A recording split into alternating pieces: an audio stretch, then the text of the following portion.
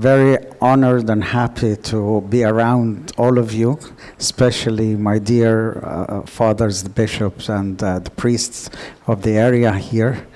And just seeing the topic, I wonder where to start.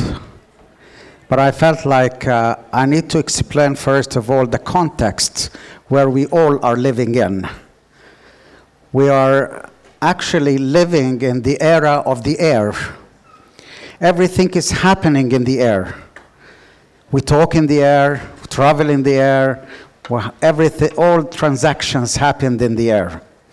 And that means all of us would experience the character of the era of the air. And accordingly, if we understand the characters of that era, we would need to put a plan how to deal with it. But if we don't understand it, then we feel like we will be taken by the wind of that era. So St. Paul talked about the prince of the air in Ephesians 2. And that prince of the air is making a control not only of today, but it has been since the beginning. The prince of the air is working on the people to lead them to look away from God. And especially these days, as everything is just like was collectively gathered on that characters of the air. The first character of this era would be the fast and vast spread of anything. Every little information that you put, it will be in a second everywhere in the world. Whether this information is good or bad, whether it's right or wrong, whether it's helpful or not, it doesn't matter. Whatever you want to say, you would be able to say to the whole world. And lots of confusions happened because of that fast and vast spread of information. The second character of the era of the air would be the surface orientation. Everything is working on the surface. You don't have time to dwell in. We don't have time to deepening our knowledge. We don't have time for that. That's why everything is happening very fast, very much on the surface, and because of that, it's even more confusion is happening, simply because you don't have time to deepening your knowledge, meaning that sometimes we feel like it's enough for us, this little information that we get. And right decisions cannot be built on surface, shallow informations. Because simply the knowledge is lost. And that's why I always try to put this question for people. What's the difference between information and knowledge? It's very simple, but it's very hard as well. What's the difference between these two? Information is not the knowledge. Like if I would ask you to write down the taste of water, then you would not be able to write it down, but you know it. Infants know the taste of water, but you would not be able to write it down. So information is not enough. That means that you need to connect with the inner person with certain experience, that you will drink that cup of water, then you would know the taste of water. It's the same thing with other things, with spirituality or with other important knowledge within you. And when knowledge matures, it becomes a vision. And when vision incarnates, it becomes an impact in the society. Then it will be talked about. Then for other people, it would be informations. But for you, it's something different. And that's why confusion is happening because we are missing that cycle that goes inside us because of the surface orientation. The third very dangerous thing is the fast changing direction of these characters of the air.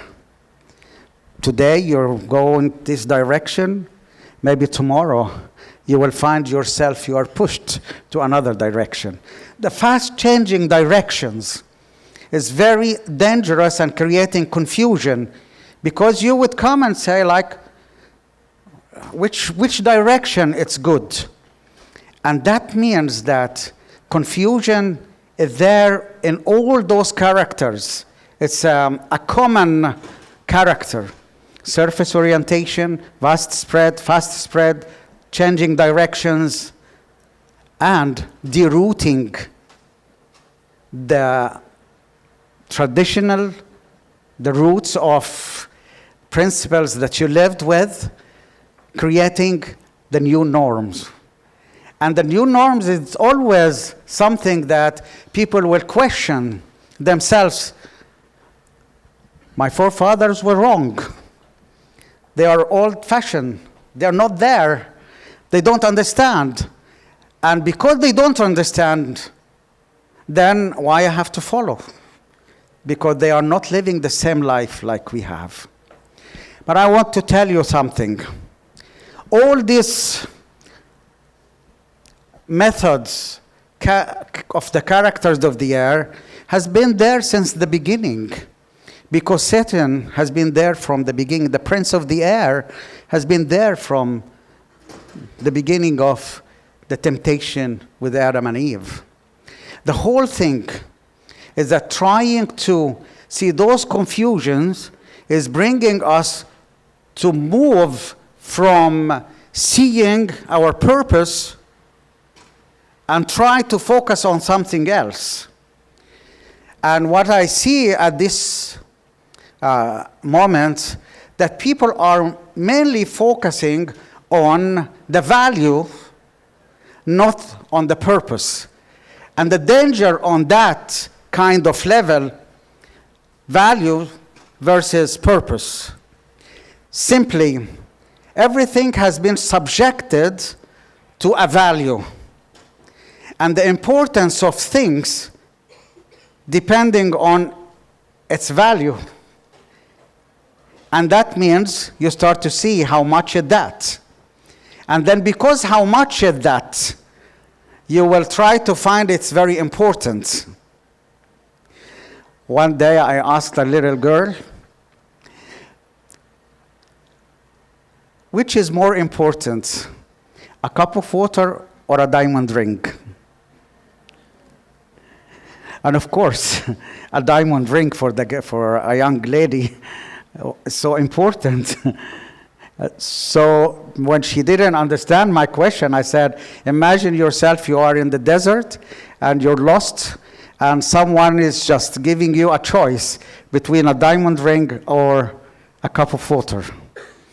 Then here, what is the value then of a diamond ring versus a cup of water when you are in the desert?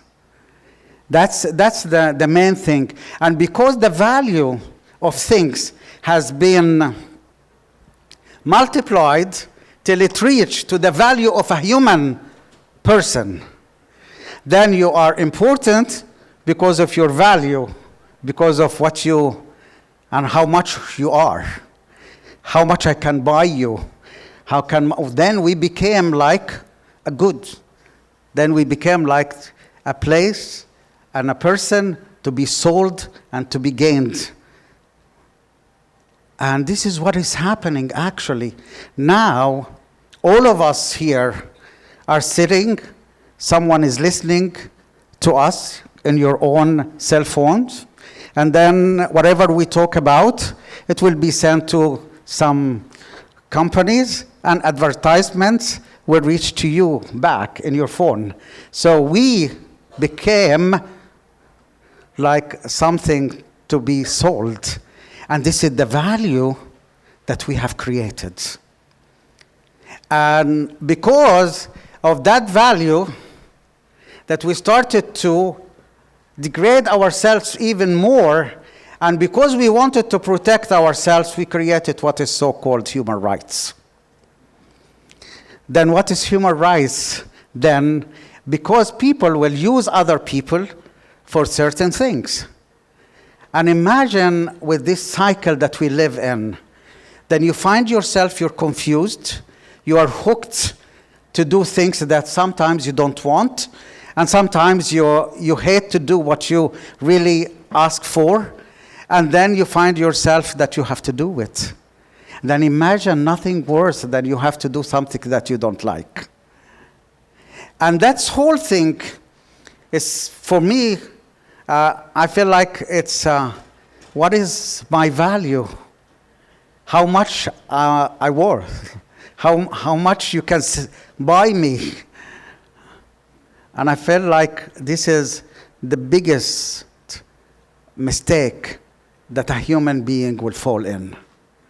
That you find yourself in a place where you are put in an exhibition and you see how much you're worth.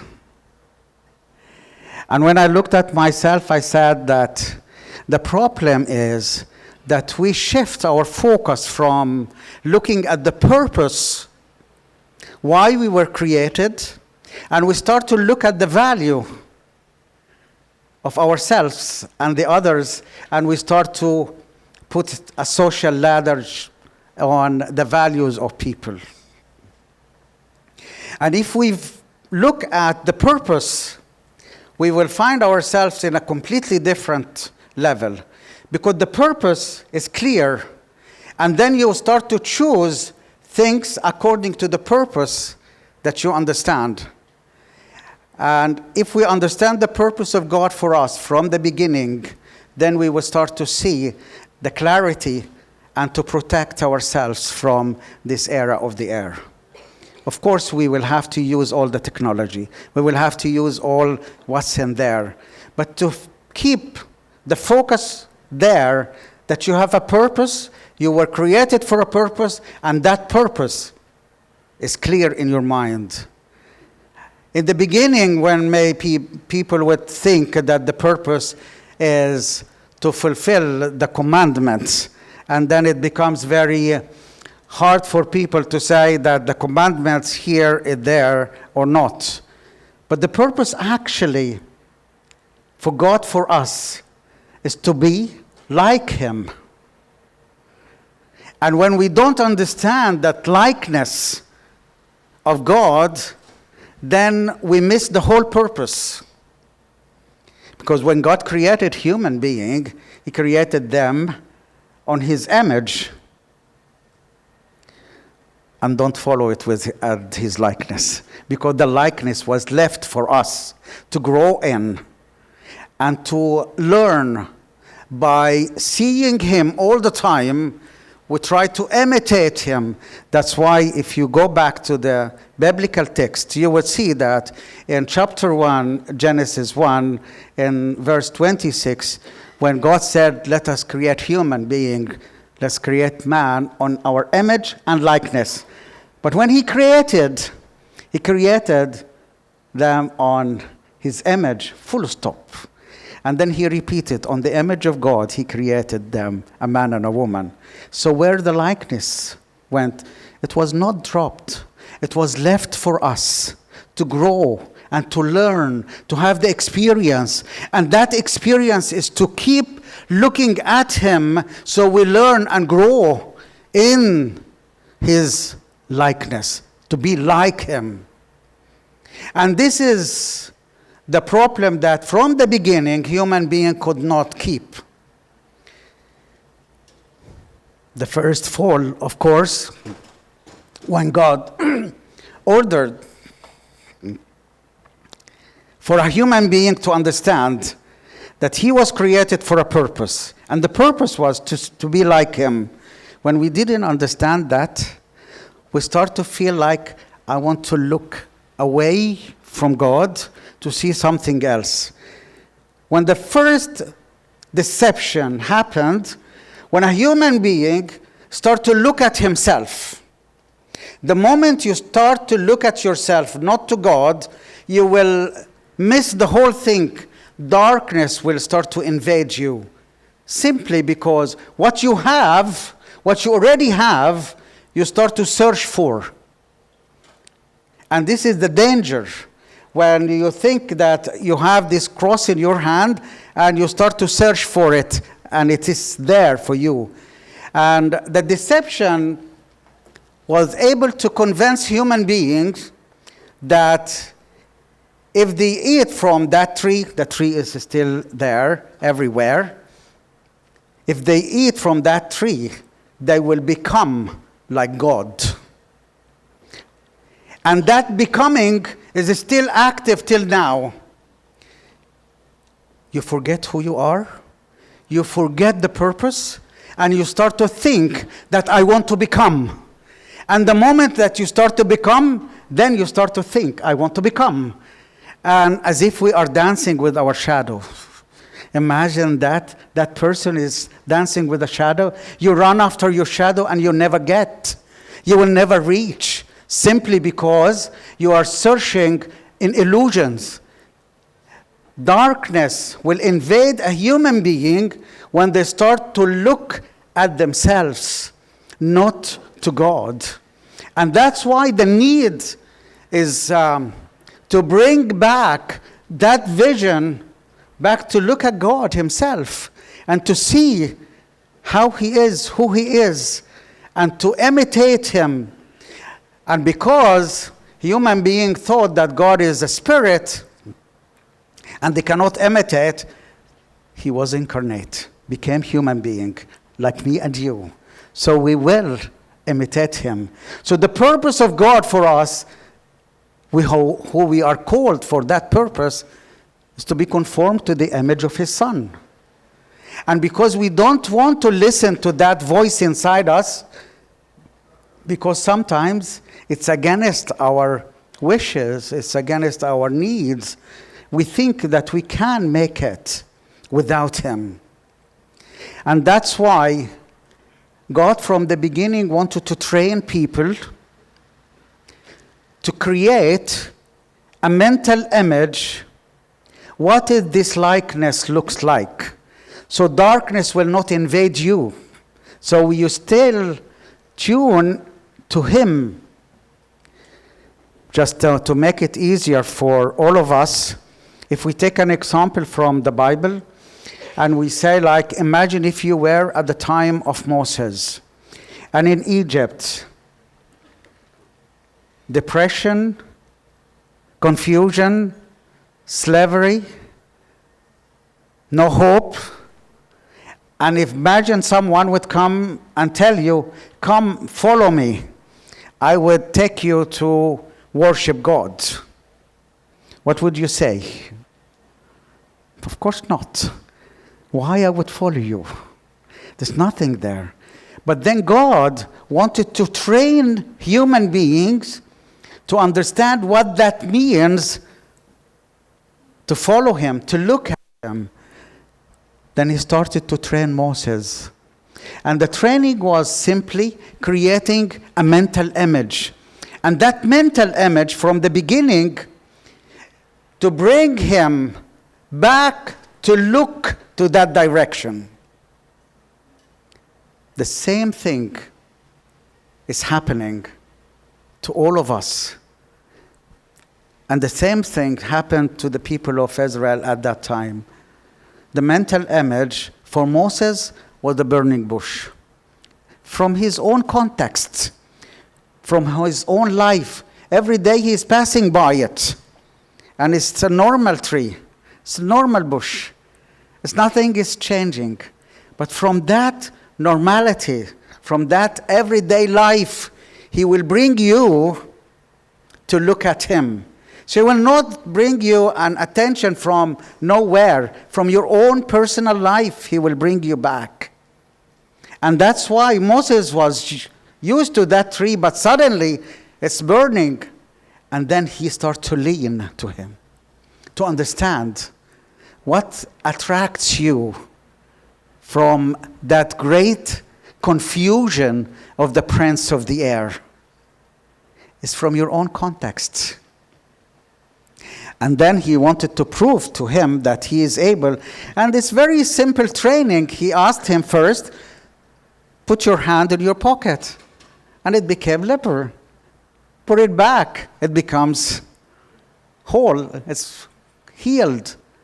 That's why then it comes the next training. Then you have a staff, put it down, and it becomes a snake. Now, do you trust that you stretch your hand to the snake and hold it? That's the training.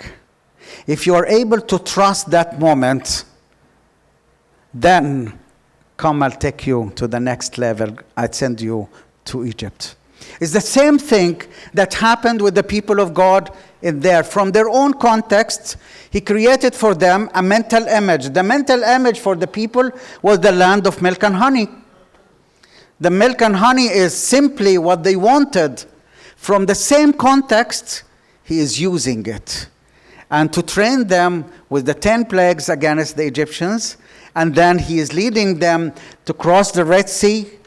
And imagine after all these miracles with them, bringing them the food from heaven, the manna, water from the rock, protecting them wherever they go. Snakes are not approaching them. And everything is there. And the glory of God. And imagine what the people here are searching for. Here is the confusion. When they start to look away from God, you know what they asked for after all this? We want to eat meat. Imagine 600,000 persons walking with Moses in the desert, experiencing all these miracles. And the end result was what? We want to eat meat. If you were Moses, what would you do? What kind of confusion? What kind of blindness? Simply, when you are blinded by that confusion with the prince of the air, you will ask unlogical requests. You're asking for something that it shows how ignorant we are. And imagine that all these times when you think that you're asking for something so important for you, and then what? You feel at that moment, if you don't get this thing, you will die. You cannot survive without it. And this is what's actually the illusions that we live in sometimes. And that's why people wanted to challenge God with that. If you don't give me this, I will die.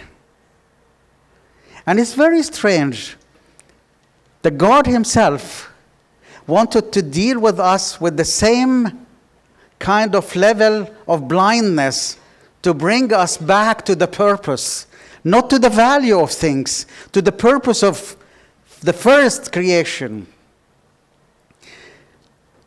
I said that when I was reading this passage, I think God is so patient. Maybe he will just tell them that you can't ask this. But the good God is not caring about whether you want meat or not. You are confused or not. He is trying to lead you back to him. And that's why he asked Moses, tell them, I will give them the meat. But you have to understand, what you get is have consequences. Whatever you ask for, you get. And this is, you need to understand, all of us. What we ask for, we will get. We will get it, its fullness. If you're asking for meat, you will get it. It's a package with its consequences. And that means that if we start to go back to God, we have other package, other consequences. And that's why when the people start to eat the quail that came from the sea, and they ate 1 month of meat, and then they are sick and tired of it. The smell of the meat get out of their nose. And here, the consequences started. The same snake that they were kept away from them, they start to attack them. And people start to scream, we are dying, we are suffering. Like most of us sometimes, when we follow the prince of the air, and we come to a moment and we say, like, we're confused, we can't continue, we are depressed, and we are... Sometimes suicides happens because of this. We are not happy. Imagine if the solutions that we can think of could be that God, because he did a lot of miracles, he could kill all the snakes. Sometimes we pray that and we ask for that. God, take away from me all this, and I want to kill all the snakes. God doesn't want to kill all the snakes. Remember, God wants you to look at him, not to kill the snakes. And that's why the solution that came was Moses, that take this copper serpent, lift it up, and everyone that would be hit with a snake would change his sight, would change his mind, would turn back and look at the copper serpent, will be healed. And this was the solution that was given to us. And that means that if we are not able to understand the vision, the purpose of God for us versus value, we will not be able to be healed. It's the same thing happened when Nicodemus in the New Testament came to Jesus, and Jesus started to talk with him about life, about the new birth and new life. And then Nicodemus started to ask him, also because he was still on the surface, not in the depths, could a man, when he is old, get back to his mother's womb and be born again? And that's why Jesus said to him, as Moses lifted up the copper serpent in the wilderness, so that also the Son of Man would be lifted up on the cross. So every human being, every person who believed in him will have eternal life. And this is exactly what we really need to see. Is it the purpose or the value? The confusion that is happening within us all is simply because the focus is on the value of things, the achievements that you try to get, the show off that we are trying to show to the people. But what is the purpose? What is the purpose of a new car or a new job or a diamond ring? What is the purpose? Before you ask for something and you want to get it, ask for the purpose first. And if you see the justification of that purpose in the same line with God's plans for you, then it is justified, and then you are able to continue with clarity. If it's not justified, then I think here is a problem, and that problem needs to be revised. It's the same thing when we are trying to see that it's not only the value of things, but also our own behavior with different things. The prince of the air is trying to put confusion in our minds, so we are distracted from our vision, from our purpose. And then here, when we are not able to see that, it's simply darkness is invading us. And that darkness is connecting mainly to the value of the person. You think that your value is connected to the things that you own, the achievements that you get. And that's why you find yourself suffering, because you are not fulfilled. an identity that is not realized. Because you feel that your identity is connected to those things. And because it's not realized, it's not fulfilled, that means that I'm not worthy. That this is my level. This is who I am. And then you don't think that whatever it is the purpose. It is not the value. And because identity is very much connected this day with the value, then we lose it. You have unfulfilled identity, unrealized identity. Then you start to see yourself that you are not worthy. And who will play on that feelings? The advertisements. Who put the beauty codes, for example? The beauty code is put actually by the prince of the air. You will have the advertisements, the beauty code, you have to be that kind of person, you have to dress this way, you have to put your hair like this, and then you start to think, if I'm not there at that model, I'm not good enough. Then you start to work that, how can I get there? And you spend all your feelings, your life, your resources to get there, to that beauty code that will change after 5 years or something. And that is the darkness that starts to invade us. It's a frame that we are put in. And because of that frame, that is not us who created it, it's our inner feelings that is leaning to it. It's the same mental image that the prince of the air is putting for us to follow, because we need to follow that mental image. And because that mental image that we carry inside us, we found ourselves, we are directed to reach to that place. Meanwhile, there is someone else there who is having another mental image for you. And that mental image that God has given you is always there. It's not changeable. But the other mental image that you will that's created for you, advertisements is pushing it for you. Today, the mode is like this. The code is like this. After a few years, it's not. Then you have to change. And you have to buy more. And to buy more. To consume and more and more and more. And this is what I call dancing with your shadow. You will never get there because you want to become. When are we full? We never. With the prince of the air, we will never be full, because you are always feeling that you are lacking something. You are missing something. And because you are missing something, you are always feeling less.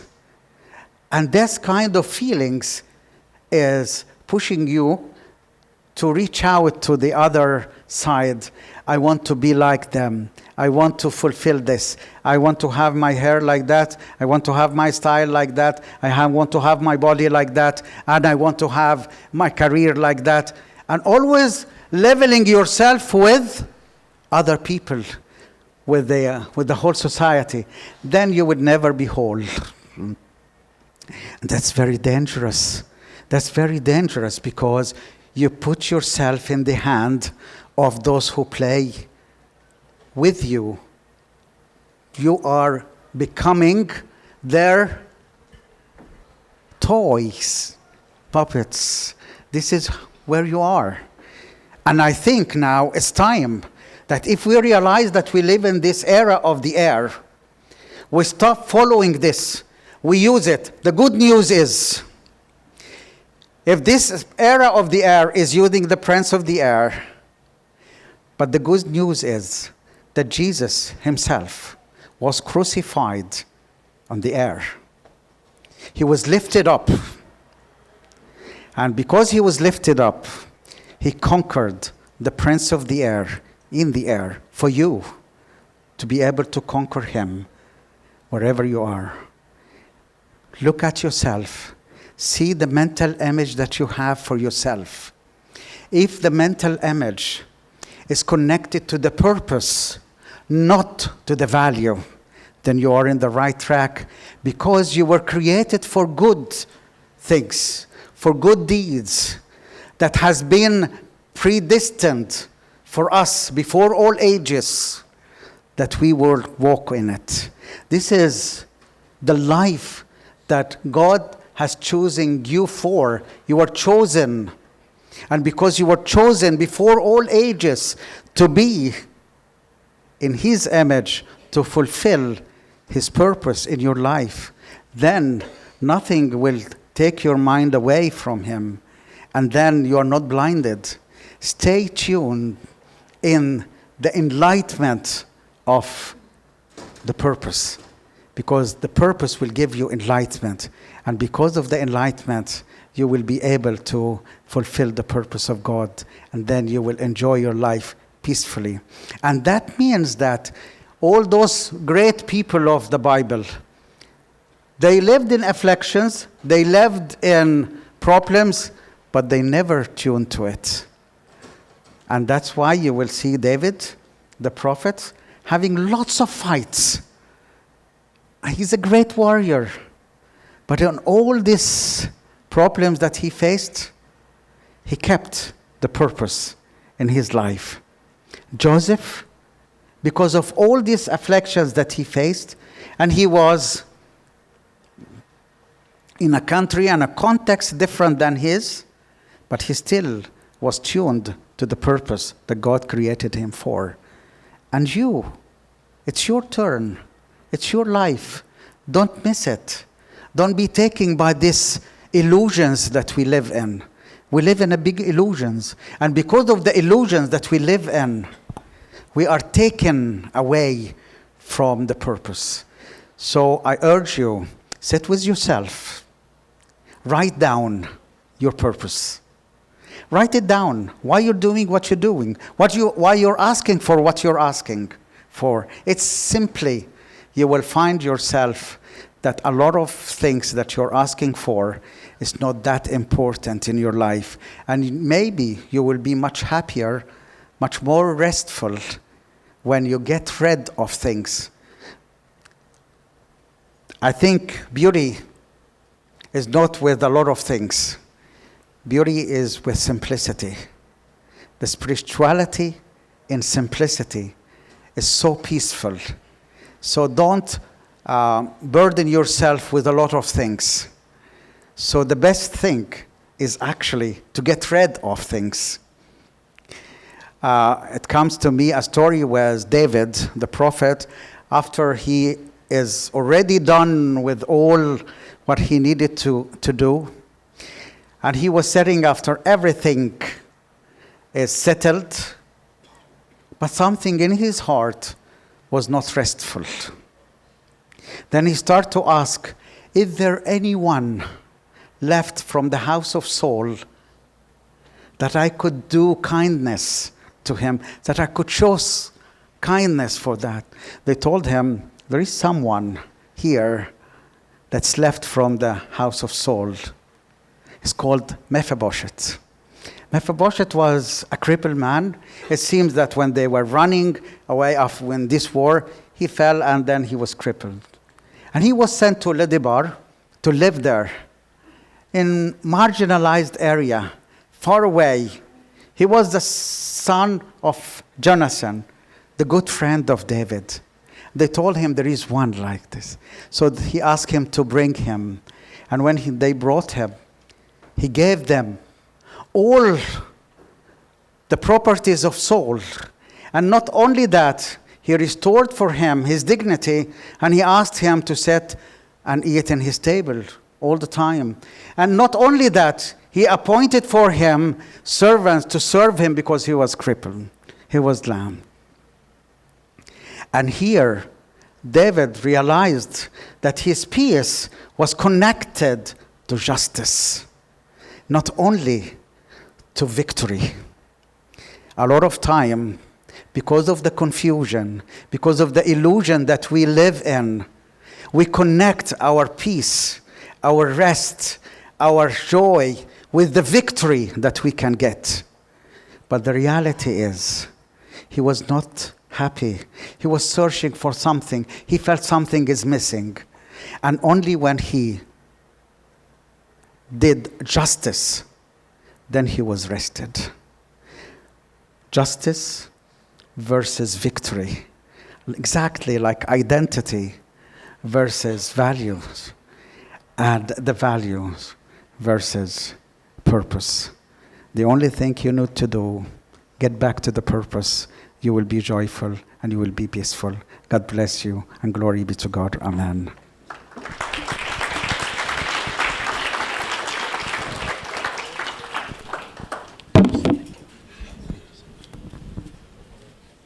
Truly inspiring, beautiful words from His Eminence Bishop Thomas, just to give us a wonderful start for this theme of rest for the restless.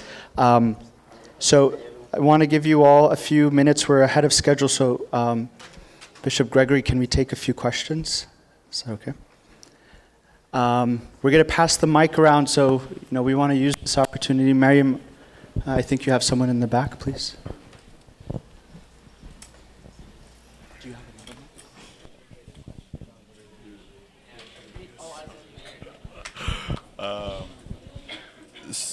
So Sayyidna, I think you brought up a really good point that I really liked. Is it not on? Oh, bring it. My voice is already loud. Sayyidna, you brought up a really good point of we're always chasing our shadows. Can you elaborate a little bit more on that? And then where can you draw the line from striving to be successful and just having that inner satisfaction? All right. So the point here, when the success is connecting to the value that I would become much more, then here you will never stop. But when you connect the success to the purpose, when you see that this is something that it's good to happen, let me tell you a story about that. The story is that, maybe this is very personal, but I will tell you anyway this story.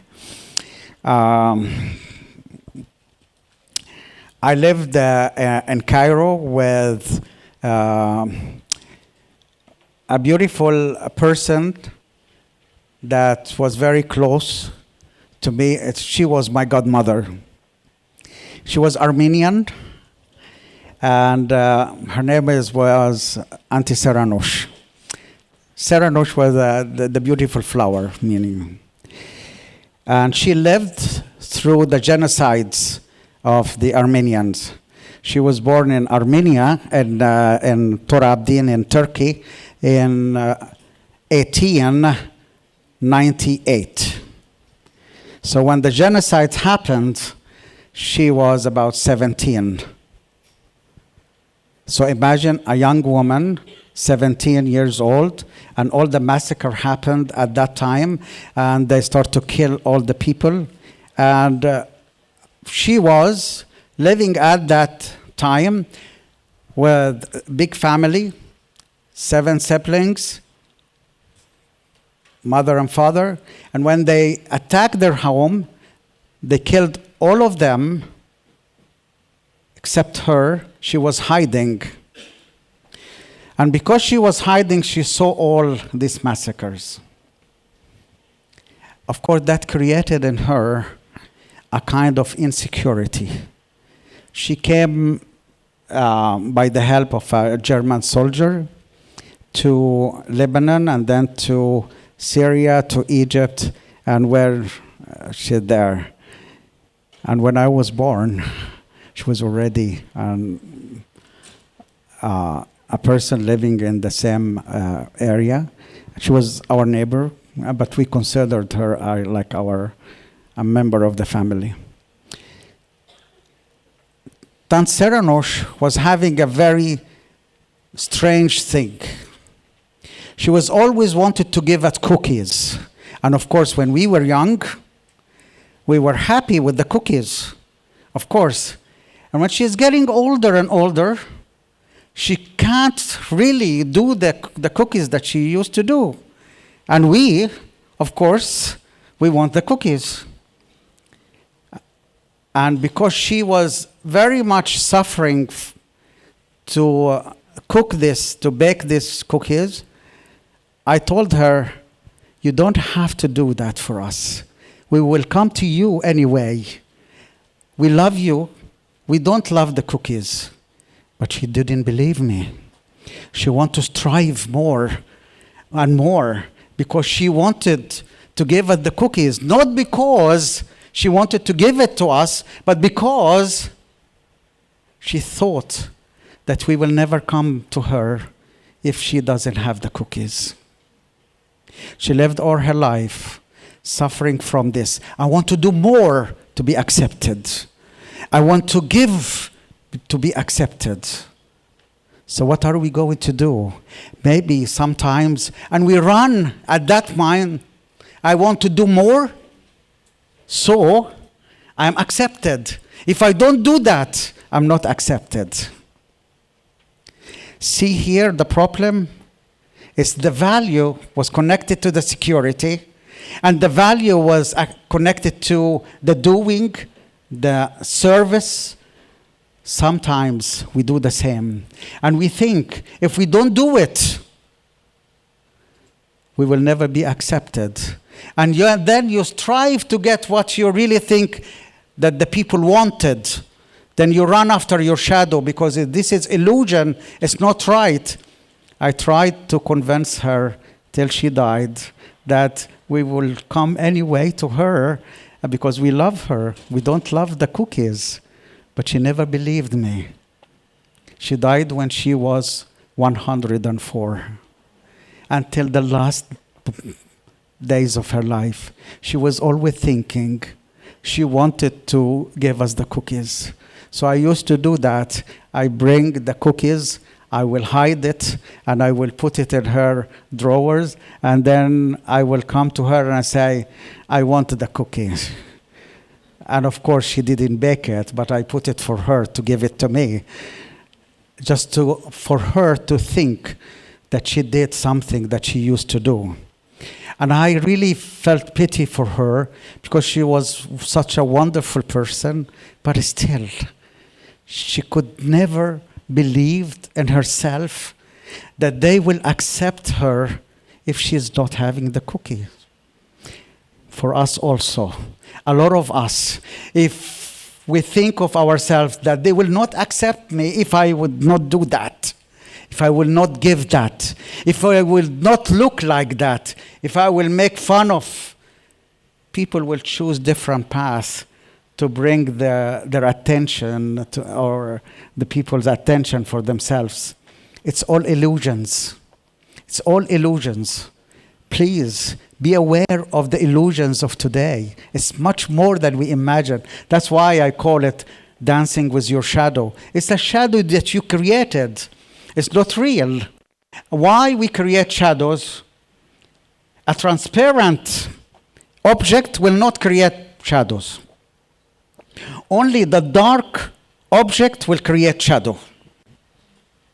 The shadow will always be the dark point in our life. And we wanted this shadow. We run after it, and we would never get. The only thing that we need to do is simply center yourself with the light. Your shadow will disappear. As simple as that. And instead of looking at the shadow and running after it to fulfill it, don't look at your shadow. Just come back. Center yourself with the light. Then the shadow will disappear by itself. You will never find it. It's here. Don't be taken with the illusions. She will always think that the cookies is the most important for us. But the reality was not. She was the most important person for us. It's not the cookies. And you think of yourself as well, you will never be accepted if you don't do that or that. You will be accepted. because who you are is not what you have or what you do. Trust in yourself, trust in God. Love yourself and love God. And that means that you will be able to enjoy the presence of God in you. Then you are fulfilled.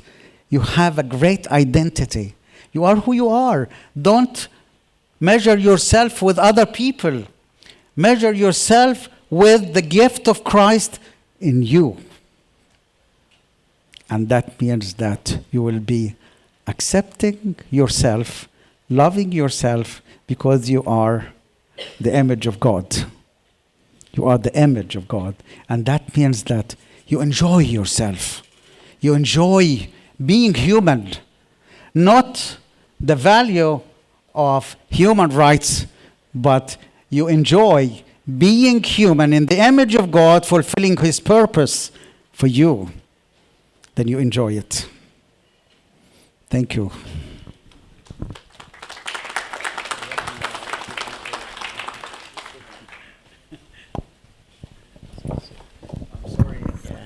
I just want to mention something we start to see nowadays, that we practice the rights of the church to feel good in the front of eyes of God.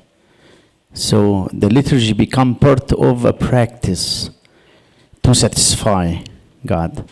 The confession become part of satisfying. It become a burden sometimes, and I wanna, Your Holiness, just to insight on how to practice the church rites with the purpose, and instead of doing it to feel that you're pleasing or you're doing it to be good in the front of God. Because I think we start to lose that beautiful relation and focus more on the doing of that. Simply the law versus grace. So it's a kind of training that we need to train the inner person with. When you were young, or when humanity were young in the relationship with God, God needed to put the law so people would follow. Like a child needed to be trained to do this or not to do that. But the more that we grow in the Spirit, like humanity were growing in the relationship with God, and then you are mature enough to understand the grace of God in your life, then here the grace will enable you to fulfill the will of God as you live it. It's not as you do it. Then here, as the people of God in the beginning were having the law, so that's why in the book of John it started with that the law was given by Moses, but truth and grace was in Jesus. That means that when you are able to understand, to realize the gift of Christ in you, you will be able to fulfill that presence, and you would know that that gift of Christ has been given to you for the edification of the church, for the completion of every person there, and for the service. Then you do it because at the end, we end up with the unity of faith, with the knowledge of the Son of God, with the perfect man, with the picture of Christ. And that means that the grace that is working in you would enable you to understand why we do what we do. That doesn't mean we take away the ordinances, the law. The law is there because I want to practice this commandments, this ritual, but in the Spirit. I'm present there. Totally taken by the grace of God that is given me to pray through the Psalms, then I understand the presence of God in there. But if I am doing it just because I want to please God, God wants your heart, not your talks. And that means that we need to sit in Christ, in the presence of God, being His body. No one will say like, this cell in my body is dead. You don't have to be a dead cell, a dead organ in the body of Christ. You need to feel the presence of Christ in there. Once I was asked about why leprosy was unclean in the Old Testament. It's a disease. But why it was unclean in the Old Testament? Why the Old Testament considered these people has to be separated? It's not only because of hygiene or things like that. It's symbolism. It's the symbolic way of it.